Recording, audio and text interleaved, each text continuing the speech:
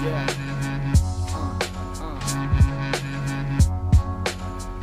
Ja u ogledalu se vidim, ali ne prepoznajem ni sebe ni druge ljude što poznajem. Yo, poraze neću, hoću sreću, dok ne bude tako sigurno stati neću. Vi ste zadojeni mržnjom, jebe mi se, nisam takav. Brat mi znači mnogo više od para i zlata.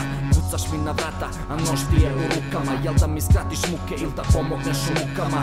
Dosta je kukanja, od mene nećeš čuti da molim da je teško, ja radije ću trči. U stvari neću trči, steći ću, napravit ću, stegnut ću brojanicu, a kasnije zahvalit ću. Ja nisam zlo, iako hoćete da budem.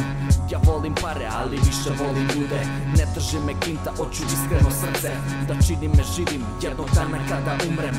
Ulicom čujem zvuk tvojih koraka, grad se ne vidi od oblaka.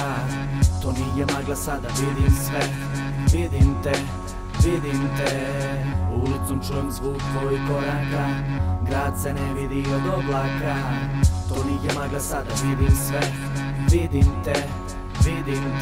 Napravio si nešto od jako malog parčeta, i da umrem sutra imam nekog da me sačeka. I nisam spreman da služim ovoj državi, al sam ovdje spreman ako treba da iskrva. Nisam naučen na bol, samo naviknut na bol, i kako vrijeme ide sve više prihvatam to.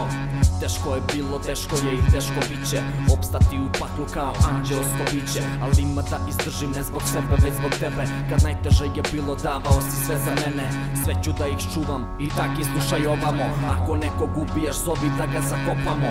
Ulicom čujem zvuk tvojih koraka, grad se ne vidi od oblaka. To nije magla, sada vidim sve, vidim te.